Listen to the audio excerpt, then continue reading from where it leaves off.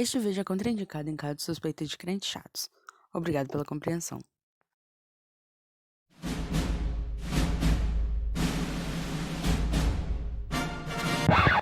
Não, a história começa muito antes disso.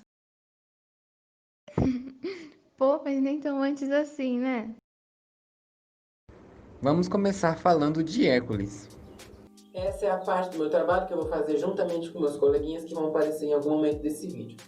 Mas hoje a nossa história vai falar um pouco sobre, como eu já disse, o Hércules. Para a gente entender como a história dele ocorre, a gente tem que entender como ele nasceu.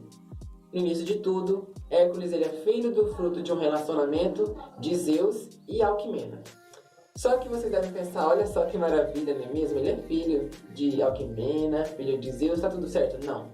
Porque a Alquimena foi considerada a nossa primeira talarica, a primeira amante, a primeira tudo que você quiser imaginar. Que a nossa querida editora vai colocar uma musiquinha agora que vai definir essa situação. Amante não tem lá, amante nunca vai casar. Ouviu? É isso aí. Então Zeus ele era casado com Hera, com a deusa Hera. Só que ele teve um relacionamento extraconjugal com Alquimena, o que ocasionou o nascimento de Hércules. Quando Hércules nasceu, Hera ela ficou possessa ali, pistola da sua raiva, foi que ela fez, mandou 2 cobras pro menino, pro coitado já morrer de uma vez, porque ela queria se livrar, né? Porque a mãe não tem lar, filho também não tem. Então foi o que ela fez, enviou 2 cobras para matar o coitado do moleque logo cedo. Só que o menino era chavoso, como se diz hoje em dia, os egrills, sei lá como é que chama o povo aí. O povo é chavoso, entendeu? Pique bandido, ele foi lá e acabou com as 2 cobras desde cedo. Bom, depois disso que o Adrien falou, Hércules cresceu, se tornou um homem grande, forte, enfim. Hera olhou pra ele e falou, esse cara é diferente, eu quero atrapalhar a vida dele. Porque o que ele fez? Ele foi o fruto de um relacionamento do meu marido com uma outra mulher, e eu não aceito isso. Então, o que ela fez? Ela fez com que Hércules ficasse numa loucura e numa insanidade gigantescas, e ela fez com que ele, tomado por essa loucura, matasse a sua esposa e os seus filhos usando a sua força descomunal. Então depois disso, Hércules ficou com o famoso peso na consciência e foi até Delfos para ouvir o oráculo. Então o oráculo disse a ele que ele tinha que ir até Micenas para falar com o rei Euristeus. Quando ele foi lá, Euristeus disse para ele que ele tinha 12 tarefas para Hércules fazer que não eram nem um pouco fáceis e nem um pouco amenas. Então, entre eles, nós temos os 3 primeiros trabalhos, que nós vamos ver agora. O primeiro trabalho, Hércules ele mata o leão de pele impenetrável e arranca sua pele, na cidade de Nemeia. Na segunda, Hércules ele mata a Hidra de Lerna, arrancando as suas 8 cabeças e enterrando uma delas no chão. No terceiro trabalho, Hércules ele mata ali um javali que estava assolando uma região específica, demonstrando assim muita coragem. Bom, no quarto trabalho, a missão de Hércules é ir até o Monte Cirineu e capturar a corça de pés de bronze e chifres de ouro. No quinto trabalho, Hércules matou as aves assassinas que comiam carne humana do lago Stínfale.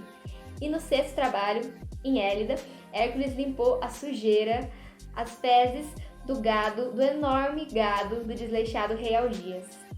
Então agora nós vamos ver os 7º, 8º e 9º trabalhos. No 7º trabalho, Hércules ele recebe a missão de capturar o touro de loucura e insanidade gigantescas. No 8º trabalho, ele recebe a missão de capturar as 4 éguas carnívoras do rei Diomedes. E no 9º trabalho, na tribo das Amazonas, Hércules recebe a tarefa de pegar para si o cinturão dourado. Bom, agora eu vou finalizar com os 3 últimos trabalhos. No 10º trabalho, Hércules teve que ir até a ilha de Eurítia para capturar o imenso rebanho de bois de Gerião, que era um gigante de 3 cabeças e 3 corpos, e levar esse rebanho até Micenas. No 11º trabalho, a missão dele é capturar os pomos de ouro. E finalmente chegamos ao último trabalho. Depois de 11 tarefas, chegamos finalmente à última. Porém, não menos importante, senão a mais. A missão de Hércules aqui era capturar Cérbero, o guardião do submundo. O cachorro de Hades, um cachorro com 3 cabeças e uma cauda em forma de serpente. Então assim, Hércules foi até o submundo e conversou com Hades. E o Hades falou, olha, você pode levar o Cérbero, só que você não pode usar nenhuma arma para fazer isso. Então, o que Hércules fez? Mais uma vez mostrando toda a sua força física, que já passou a ser muito admirado nesses trabalhos. Ele conseguiu dominar Cérbero somente com a sua força física e sufocando esse cachorro de 3 cabeças com os seus braços. Então, o que ele fez? Ele acabou levando o cão desacordado até Euristeu. Euristeu ficou morrendo de medo, porque lógico, né, gente? Um cachorro de 3 cabeças. E aí ele pediu para Hércules devolver Cérbero a Hades. Então, finalmente chegamos ao final da história. Parabéns! Editor, eu gostaria de palminhas para este momento, pois encerramos os 12 trabalhos de Hércules. Tem como colocar, por favor? Esse é o som da vitória. Mas o tempo se passou e Hércules ele finalmente conseguiu se casar novamente, conseguiu ser um tempo feliz e ele casou-se ali com Deianira. Passou-se mais um tempo e Hércules ele foi morto e seu corpo foi tornado uma pira incandescente. Fica de lição para nós essa história. Essa foi a epopeia de Hércules. Então agora eu passo a nossa voz, tanto a minha quanto a da Manu, para o próximo integrante do grupo, que vai falar sobre um outro assunto também. E vamos de Prometeu. Oi, meu nome é Karine. E oi, meu nome é Andressa e hoje nós vamos falar um pouco sobre Prometeu. Para começar, a gente tem que falar que a história de Prometeu ela tem várias histórias e ele tem várias mães. O nome do pai dele era Jápeto e ele possuía 3 irmãos: Atlas, Menoécio e Epimeteu. Prometeu, durante a Guerra dos Titãs, ele manteve uma certa lealdade com Zeus ali. Então, isso fez eles criarem uma certa confiança, eles viraram BFFs. E nisso, Zeus, ele deu um cargo para Prometeu e para seu irmão Epimeteu, que era a responsabilidade da criação da humanidade, não só da humanidade, mas dos seres vivos na Terra. Aí Zeus deu os cargos para eles criarem os animais e tudo mais. Aí eles dividiram, né? Aí Epimeteu criava as skins dos animais e Prometeu criava as skills, né? Para aqueles leigos que não postam fotos no Instagram bebendo Monster. As skills são as habilidades dos animais, assim como, por exemplo, as garras, os pelos, tudo que os animais sabem fazer, entendeu? As skins, as habilidades. E já Epimeteu dava, né, as skins, que na verdade seriam as peles deles, a personalização deles, né, pelos leigos. Após a criação de todos os animais, irracionais no caso, faltava a criação de um, entendeu? Faltava a existência de um, que era o homem. Então, Epimeteu, que era o que estava lá responsável por moldar os animaizinhos, percebeu que estava sem o tal do material para fazer o homem. Então ele foi, né, desesperadaço, chamou Prometeu. Prometeu veio correndo, chegou lá e foi socorrer o Epimeteu. Então ele foi lá, pegou barro e criou o homem do barro. E após criá-lo, ele foi e deu a capacidade de raciocínio e comunicação para que os homens pudessem compartilhar suas vivências e conhecimentos entre si. Aí Zeus ficou olhando, né, os homens ali, andando, falando, nossa, esses daí, ele tem alguma coisa especial, eles são minha obra-prima. Quero que ele se destaque das outras criações que eu fiz. Aí, só que isso aí deixava Zeus pistola. Estou ficando nervoso! Zeus não gostava de ciumento, ele, né? Aí, então, chegou Atenas, né, e falou, nossa, você quer que eles se destaquem das outras criaturas? Mas olha eles aí. Ixi, você quer que eles façam isso? Dá um fogo pra eles. Vamos ver se eles não se queimam, né? Não sei. Então, seguindo o conselho de Atenas, ele simplesmente deu o fogo para os homens começaram a viver livremente. Então, Zeus ainda não aconteceu o clímax da história, então Zeus foi lá e ficou suave. Ele só deu fogo e tudo bem. Ele que estava fazendo a criação mesmo. Então, seguindo o conselho de Atenas, Prometeu foi lá e deu fogo para os homens poderem viver e fazer suas caças e tal. E com o fogo, os humanos começaram a se desenvolver muito mais rápido, entendeu? Foram criando ferramentas, foram assim dominando realmente os outros animais irracionais, já que eles tinham esse poder de raciocínio, de compartilhar as suas vivências. Eles foram lá e foram ensinando, repassando as coisas e assim foi ficando muito mais inteligente e muito mais... A tecnologia foi desenvolvendo. Zeus, vendo que os humanos estavam lá evoluindo rápido, Zeus aí ele já falou, não, peraí. Esses aí, eles vão ter que fazer um sacrifício aí pra gente. E aí, né, Prometeu tava lá olhando e falou, não quero isso não. Aí ele falou, olhou assim, eu vou enganar Zeus. Eu vou sacrificar um touro, vou separar os ossos e vou separar a carne. A carne vai ser melhor que os ossos. E eu falo pra ele escolher. Ele apresentou lá e Zeus queria o maior, né? Não, faça o maior pra cá. Aí Zeus abriu e falou, como assim? Aí, o que é isso?